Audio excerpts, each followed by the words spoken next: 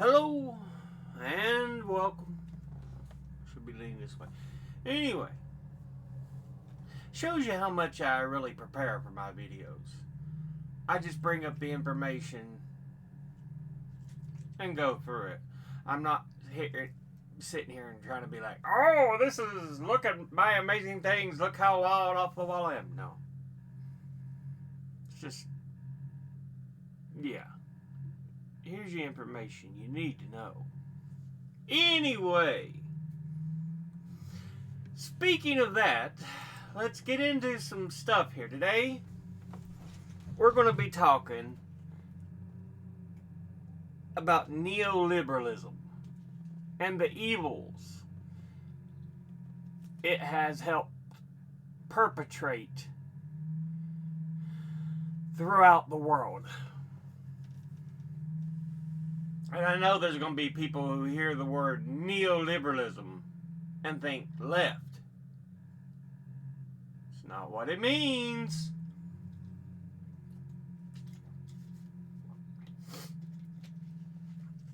This is from Democratic Socialists of America.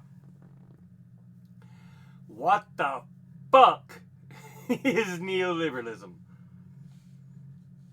It is unescapable, yet is frequently, as the term is used, there's a remarkable amount of disagreement about its usefulness, and sometimes its very meaning. Some argue the word should be abandoned as jargon or a meaningless term of abuse. Others protest that it is politically confusing since it describes Reaganomics and Thatcherism just as easily as Clintonism and Blairism. Nevertheless, the term is too important and too widely used to be jettisoned. So let's nail it down. What actually is neoliberalism? And in this first paragraph, they give you direct points that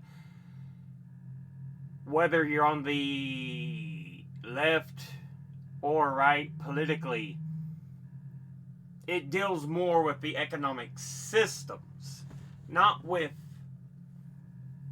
political ideologies.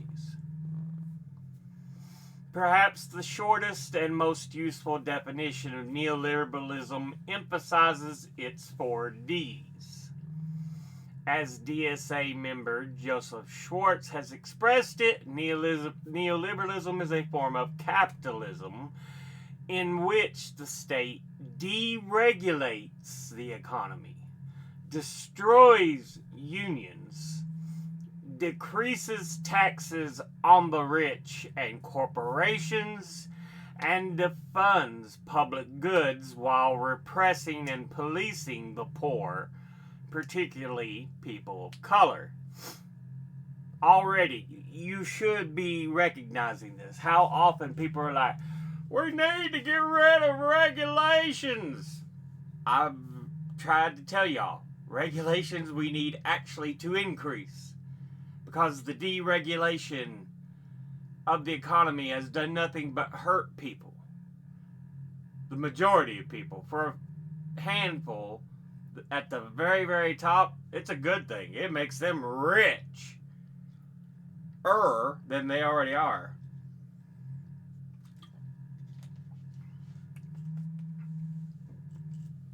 Neoliberalism isn't simply a bare, unregulated version of capitalism. It goes much further, deforming politics, laws, and society so that they actively favor big business interests and the wealthy.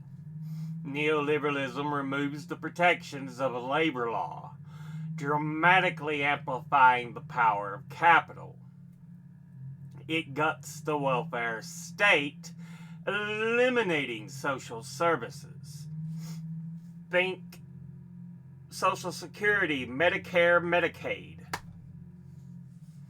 Turning police power and imprisonment into the main instruments of social policy. It promulgates free trade economic policies that empower multinational corporations to seek cheap labor and resources with minimal resistance.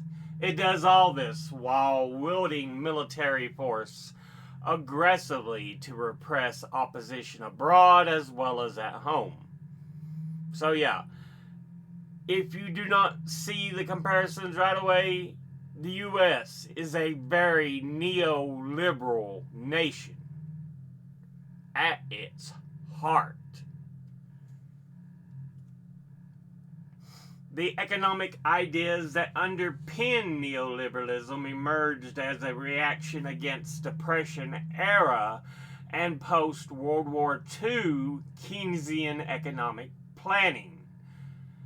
Bankrolled by anti-union business interests, figures like Friedrich Hayek, Ludwig von Mises, and Milton Friedman formed the Pelerin Society and spread their core ideas among economists, academics, and policymakers.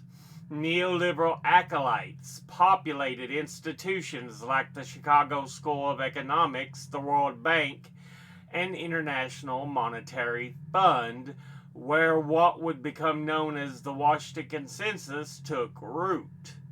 Neoliberal governance came into its own in Pinochet's Chile after 1974. In New York City, after the 1975 default crisis, and practically everywhere else from the 1980s on. So yeah, worldwide it really started building its ground base in the 70s and was practically everywhere by the 80s. The neoliberalism of the 1980s is primarily remembered as the creation of Margaret Thatcher, Ronald Reagan, and the political right. Yet Democrats quickly embraced not only the policies of the right through the ascendance of centrist Democratic Leadership Council in the mid-1980s, but also the word neoliberalism itself, with Charles Peters' A Neoliberal's Manifesto, printed in Washington Monthly in 1983. Yeah, I've been pointing out the Democrats are not left anymore. They haven't been left politically in a long, long time. And again, we have further proof of this, because they were trying to move back to the center after Carter's resounding defeat at the hands of Reagan.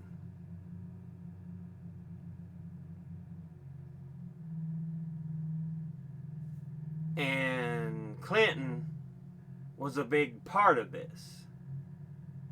He was the first Democrat elected under neoliberal idealism in the U.S. In the years that followed, the business-friendly, free trade, law and order consensus came to dominate the right and center left. Bill Clinton's repressive welfare reform and crime bills, George W. Bush's attempts to turn Iraq and New Orleans into case studies in privatization, and Barack Obama's fetish for market-friendly reforms represent just a few of the low points of the neoliberal era. Donald Trump's administration forms an odd coda to add to 3 decades of neoliberal rule. Trump won election by binding further appeals to racial animus and Islamophobia with denunciations of neoliberal free trade policies such as the Trans-Pacific Partnership and NAFTA. Amidst the shock of his election, critics like Cornel West described Trump's victory as marking the end of the neoliberal era with a neo-fascist bang.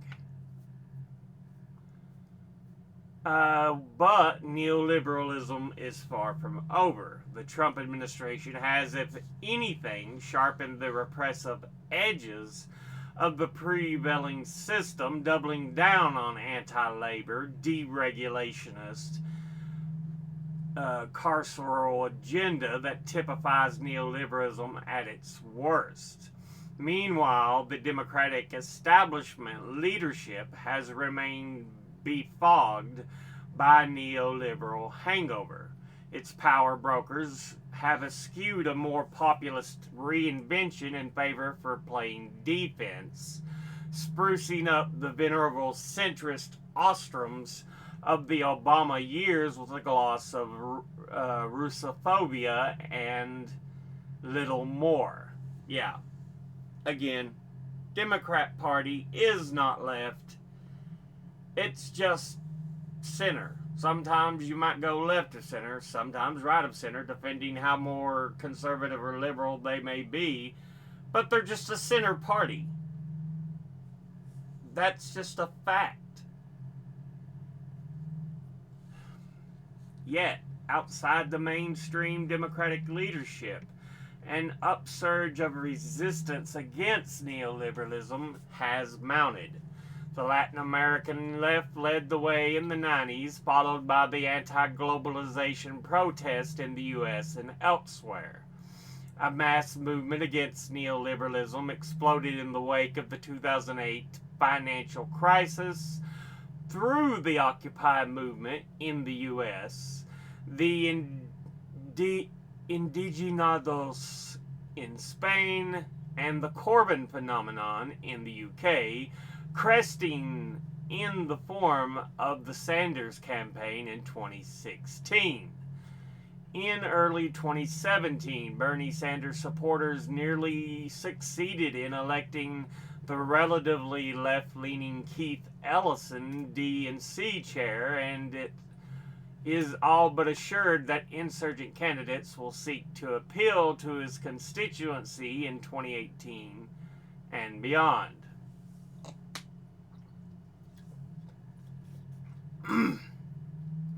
To beat back the right and to empower the unapologetic left, it's crucial that organizers remain clear-eyed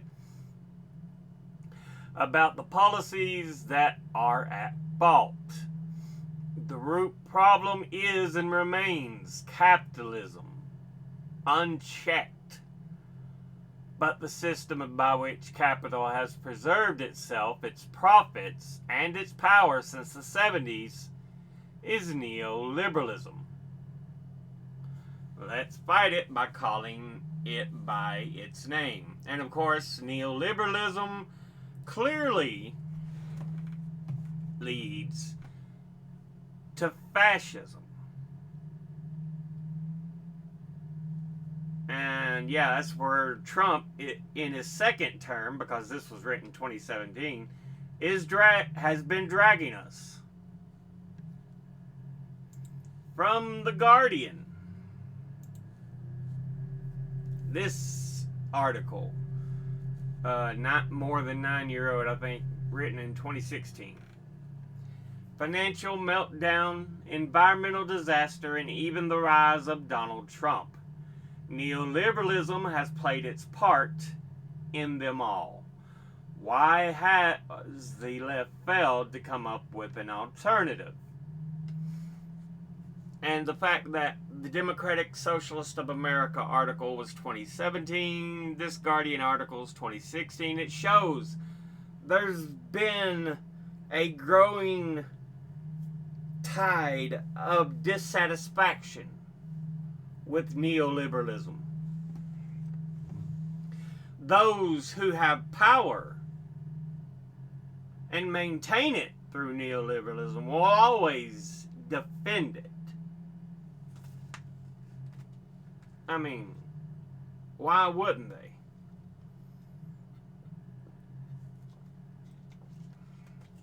It keeps them well off. But everybody else suffers.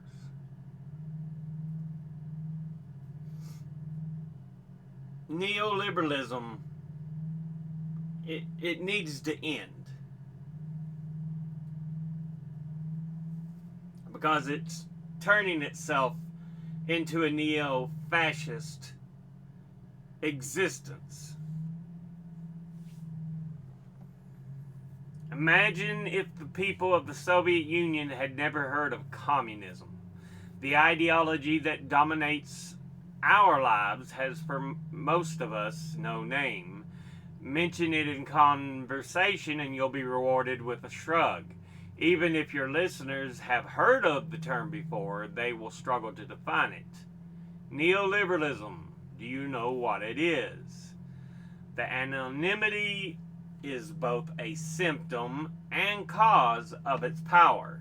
It has played a major role in the remarkable variety of crises, the financial meltdown of 2007-2008, the offshoring of wealth and power, of which the Panama Papers offer us merely a glimpse, and the slow collapse of public health and education, resurgent child poverty, the epidemic of loneliness, and the collapse of ecosystems, the rise of Donald Trump.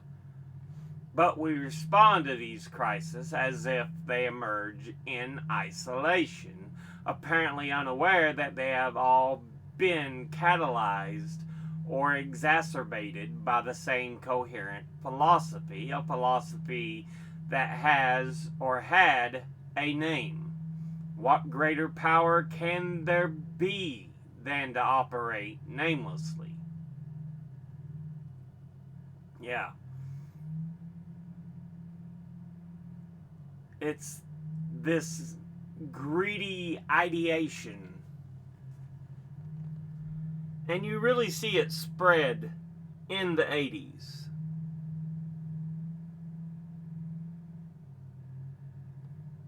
Reagan was a big part of it. That's why I keep pointing out he's one of the worst presidents there's ever been. Fingers in nations worldwide pushing this neoliberal crap that's put us into a horrible existence. Yeah, Reagan sucked as a president. He really did. Inequality is recast as virtuous. The market ensures that everyone gets what they deserve, except it doesn't.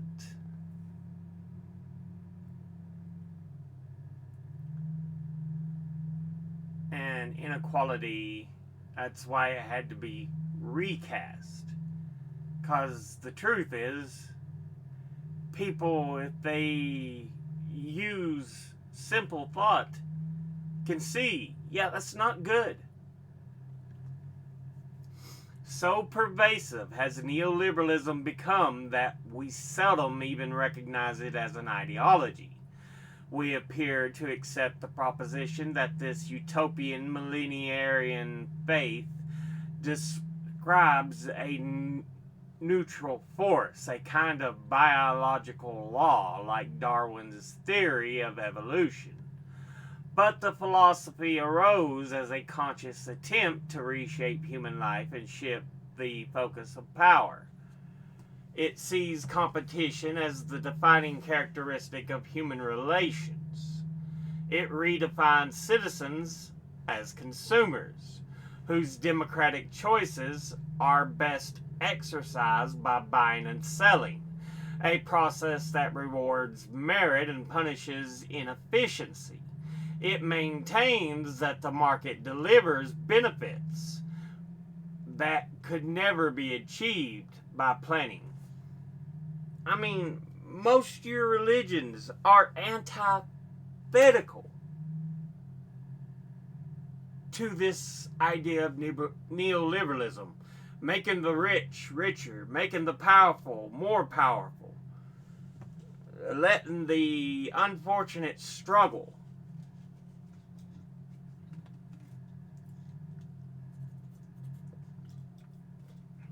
It's just wrong.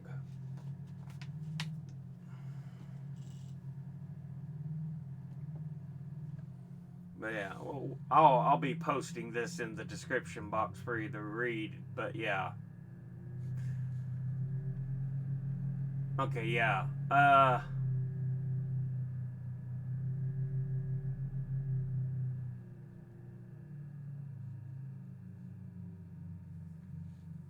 Let's see. Neoliberalism, as per Britannica, an ideology and policy model that emphasizes the value of free market competition. Although there is a considerable debate as to the defining features of neoliberal thought and practice, it is most commonly associated with laissez-faire economics. In particular, neoliberalism is often characterized in terms of its belief in sustained economic growth as the means to achieve human progress, its confidence in free markets as the most efficient allocation of resources, its emphasis on minimal state intervention in economic and social affairs, and its commitment to the freedom of trade and capital. But yeah, they call it free trade, but essentially it just means we don't think we should be regulated.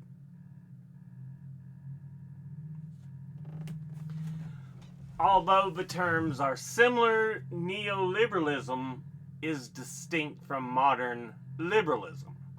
Both have their ideological roots in the classical liberalism of the 19th century, which championed economic laissez-faire and the freedom or liberty of individuals against the excessive power of the government. That variant of liberalism is often associated with the economist Adam Smith, who argued in The Wealth of Nations that markets are governed by an invisible hand and thus should be subject to minimal government interference. We now know that's bullshit. But liberalism evolved over time into a number of different and often competing traditions. Modern liberalism developed from the social liberal tradition, which focused on impediments to individual freedom, including poverty and inequality, disease, discrimination, and ignorance, that had been created or exacerbated by unfettered capitalism and could be ameliorated only by direct state intervention. Yeah, see, that makes sense. You're supposed to correct issues in society. You shouldn't let them go unchecked just because there's a handful who want to become richer and richer and richer. Such measures began in the late 19th century, 1800s, with workers' compensation schemes, the public funding of schools and hospitals, and the regulations on working hours and conditions, and eventually by the mid-20th century encompassed the broad range of social services benefits characteristic of the so-called welfare state. 20th century, of course, being the 1900s. The mid-1900s, you're looking 50s, 60s, the probably one of the greatest moments in American society. And you see, that's also when we're birthing all these equality laws, these social service systems to help people. By the 1970s, however, economic stagnation and increasing public debt prompted some economists to advocate a return to classic liberalism, which in its revived form came to be known as neoliberalism. And it's fucked us over again. The intellectual foundations of the revival were primarily the work of the Austrian-born British economist Friedrich von Hayek, who argued that the interventionist measures aimed at the redistribution of wealth led inevitably to totalitarianism, and of the American economist Milton Friedman, who rejected government fiscal policy as a means of influencing the business cycle. Their views were enthusiastically embraced by the major conservative political parties in Britain and the U.S., which achieved power with the lengthy administrations of Margaret Thatcher, essentially all the 80s and, leading from the end of the 70s into the start of the 90s, and U.S. President Ronald Reagan. Neoliberal ideology and policies became increasingly influential, as illustrated by the British Labour Party's official abandonment of its commitment to the common ownership of the means of production in 1995, and by the cautiously dogmatic policies of the Labour Party in the U.S. and the U.S. Democratic Party from the 1990s. As national economies became more independent in the new era of economic globalization, neoliberals also promoted free trade policies and the free movement of international capital. The clearest sign of the new importance of neoliberalism, however, was the emergence of libertarianism as a political force, as evidenced by the increasing prominence of the Libertarian Party in the U.S. and by the creation of assorted think tanks in various countries which sought to promote the libertarian idea of markets and sharply limited governments. Beginning in 2007, the financial crisis and Great Recession in the U.S. and Western Europe led some economists and political leaders to reject the neoliberals' insistence on maximally free markets and to call instead for greater government regulation and financial and banking industries. I've been saying this, and again, people don't listen.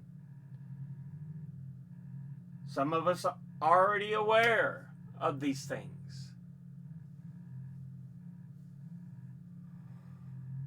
And like I said, sometimes it just feels like screaming into the wind. But yeah.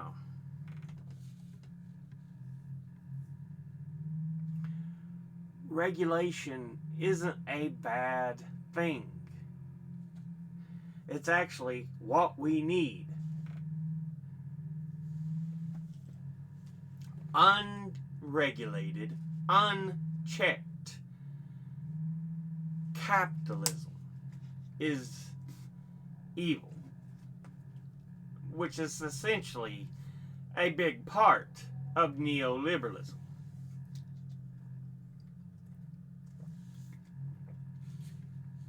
But yeah, let's look at the Wikipedia entry.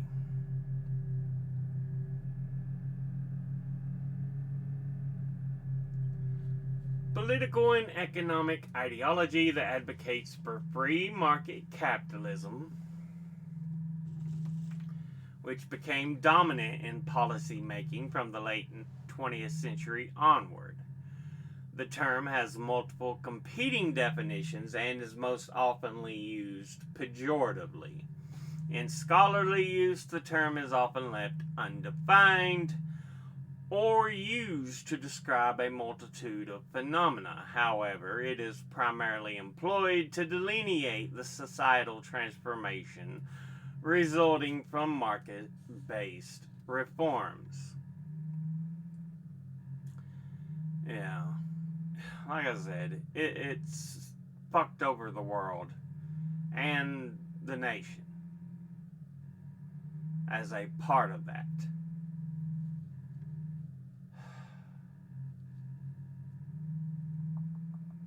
Yeah.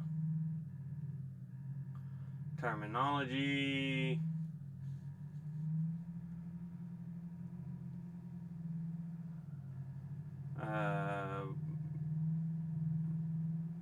Early use was by French economist Charles Godet to describe the economic beliefs of the Italian economist Maffeo Pantaleone, with the term Neoliberalism previously existing in French, and the term was later used by the others, including the classical liberal economist Milton Friedman in his 1951 essay, Neoliberalism and Its Prospects.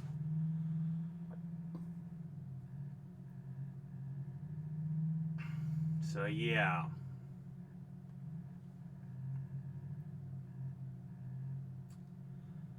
But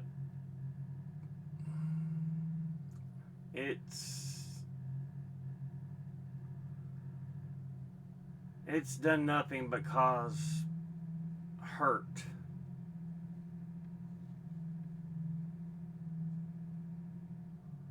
To people.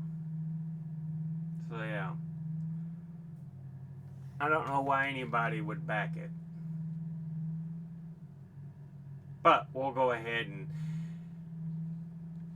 end reading here. Just some thoughts.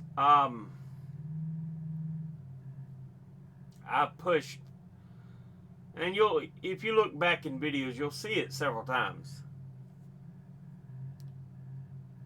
Regulation is a good thing.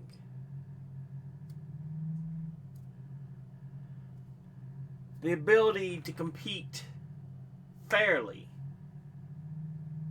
is a good thing. Because, honestly, the markets have become less and less fair.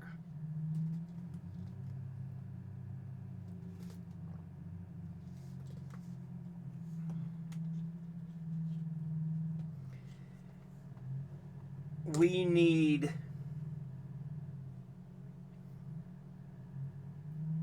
a stronger social welfare system to cover the people. And yet, where does the money go? Military. They're now officially over $1 trillion in the newest budget.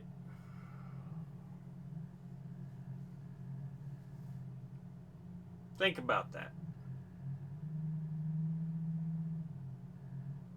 I would rather us put the money toward the helping of people than feeding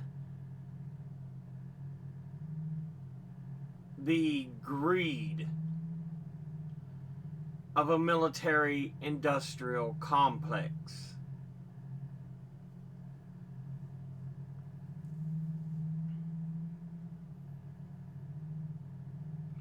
I would rather we provide the things people are owed. A good education. Healthcare that won't put you into debt. Education that won't put you into debt. Homes. Freedoms. Because God knows Even though we've got a constitution, the current government loves to step and shit all over it.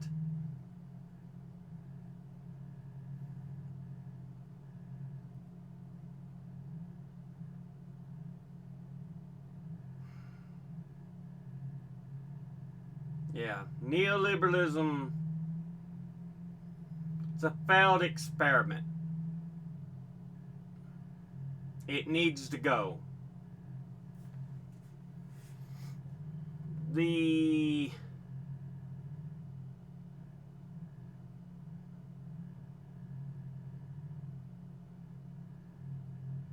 usage of a nation should be to help and protect its people, even those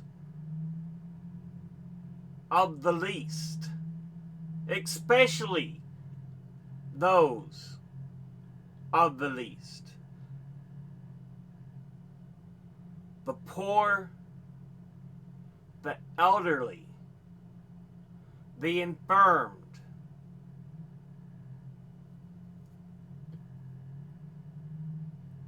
And then you add on the great majority of our nation.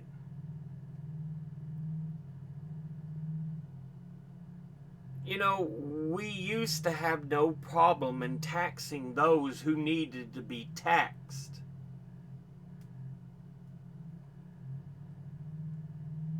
But you look at the current administration's proposed tax policy, it raises taxes on the lower class and lowers them on the rich.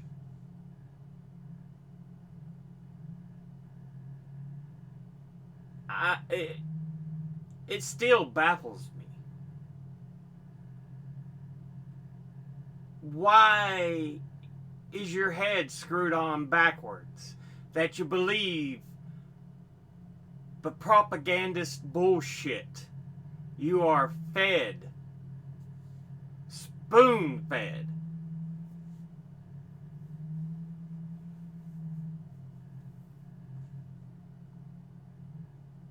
It should be about a better world, a better place. But instead it's, let's give billions more to the already wealthy so they can play with their toy rockets.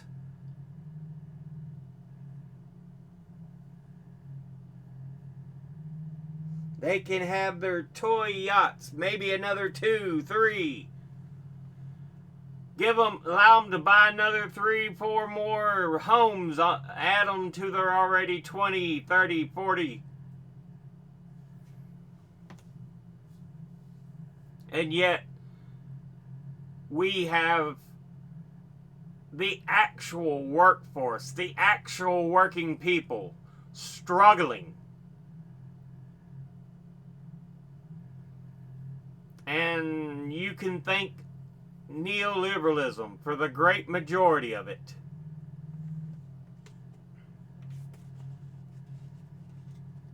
It's poisonous and antithetical to the idea of a great society, of a better society.